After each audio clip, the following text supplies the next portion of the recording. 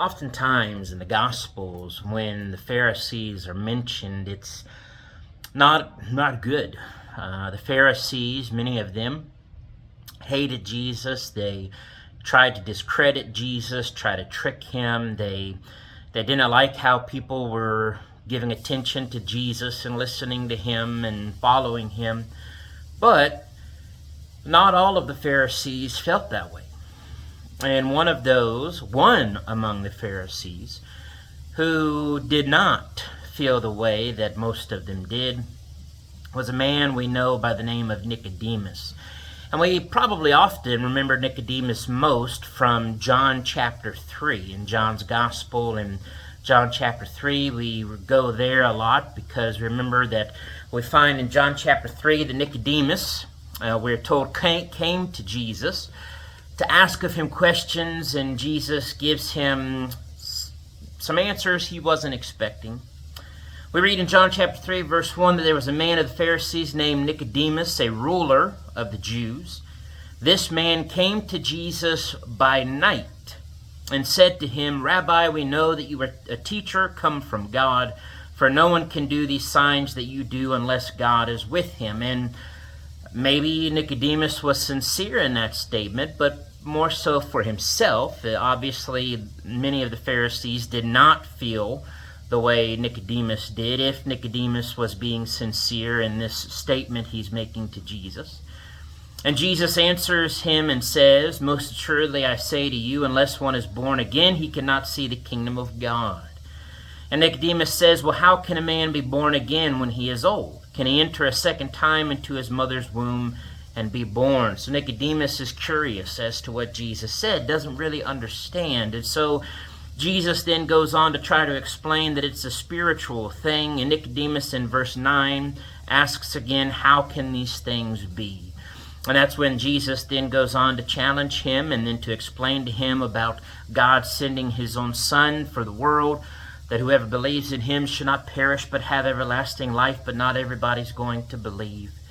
And then actually that's all we're told. We're not told the rest of their conversation. We're not told, if Nicodemus asked any other questions, made any other comments. We're not even sure how Nicodemus responded or reacted to Jesus' further explanation. But this is not the only time, actually, that we find Nicodemus. We find him in the Gospel of John as well later. There's a time in chapter 7, if you turn there and look in John chapter 7, when everybody is stirred up about Jesus and everybody's wondering, who he is. Could this be the Christ? And they're going back and forth and they're arguing about it. And of course, many of the Jewish rulers and leaders did not like that the people were talking about Jesus, that he could possibly be the Christ. And so the Jewish leaders, many of the Pharisees, they want to just arrest Jesus and get rid of him. And they don't like that the people are following him, but they're afraid of the people because many of them do believe in Jesus and are interested in following after him. And anyways, we find at the end of John chapter 7, when the officers in verse 45 did not bring Jesus to the Pharisees like they wanted, they said, "Why have you not brought him? Why have you not arrested him?" The officers answered and said, "No man ever spoke like this man." Then the Pharisees answered them, "Are you also deceived? Have any of the rulers or the Pharisees believed in him? But this crowd that does not know the law is accursed." And so, of course, the Pharisees are trying to write off Jesus. They're trying to speak against him. They're trying to, turn people away from him. But notice in verse 50 that in a way Nicodemus stands up for Jesus. Nicodemus, we are told, he who came to Jesus by night, being one of them, said to them, "Does our law judge a man before it hears him and knows what he is doing?" Perfectly said. Nicodemus, in this kind of roundabout way defending Jesus, just says, listen, we don't really judge people until we hear them out, until we know what they're doing, what they're teaching, to really give them a chance, give them a benefit of the doubt, find out what is true, what is not true. But then in verse 52, they answered Nicodemus and scold him and say, "Are you also from Galilee? Search and look, for no prophet has arisen out of Galilee." And that's all we're told. We're not told if Nicodemus tried to say anything else. Maybe he didn't. Maybe this was an attempt on Nicodemus to have faith and stand up for Jesus, but he still kind of shrunk back. He didn't really want to go too far. He didn't want to push it too much. So he sort of stands up for Jesus here on this occasion, but we're not told anything else after that about that situation. And then we don't hear anything else about Nicodemus until later, at the end in the Gospel of John as well. In John chapter 19, we know Jesus was arrested and crucified and buried, and then we read of his burial, the one who came to bury him. And maybe we remember most of all the one, as the other Gospels only mention, Joseph of Arimathea. But notice in John's account, in John chapter 19, and verse 38, that after this, Joseph of Arimathea, being a disciple of Jesus, but secretly, for fear of the Jews, asked Pilate that he might take away the body of Jesus.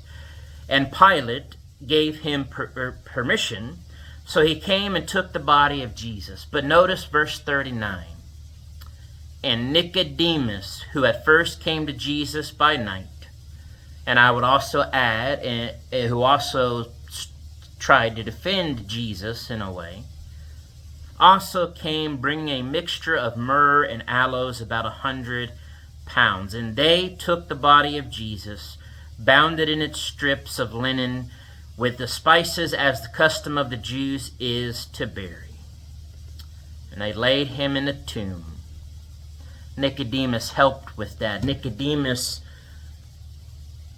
like Joseph of Arimathea, I think Nicodemus could have probably been a secret disciple of Jesus, but he didn't want people to know. But at any rate, Nicodemus got the faith and courage, as did Joseph of Arimathea, to go in honor and respect and show faith and love for Jesus in burying his body.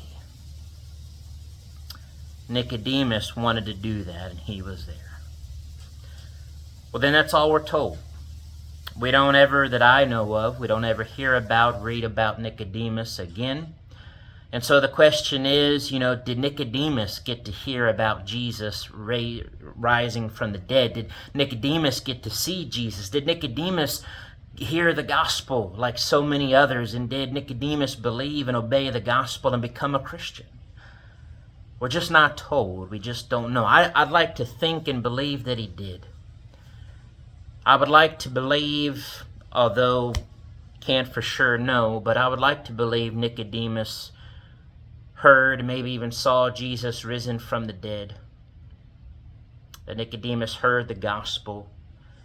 That Nicodemus believed and was saved in obeying the gospel like so many others. And I hope, if that was true, I hope Nicodemus was then one of the faithful.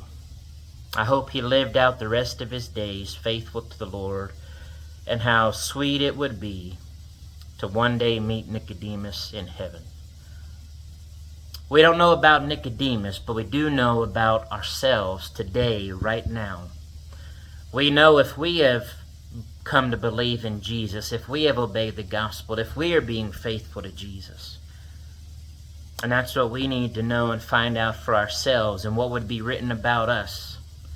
Are we seeking, are we searching for answers to find Jesus and his truth and his gospel and salvation and grace that are found in him? Are we living for him? Are we following Christ faithfully in our lives? So that one day we can all be in heaven together and hopefully find out if Nicodemus is there too. Let's think about that. Let's learn from Nicodemus. I think we can learn from Nicodemus that Nicodemus was afraid. He was nervous. Just like Joseph of Arimathea, secretly a disciple, a believer in Jesus. Let us not be secret disciples. Let us be strong, brave, courageous followers of Jesus, showing the world Jesus the Christ and salvation in him. God bless.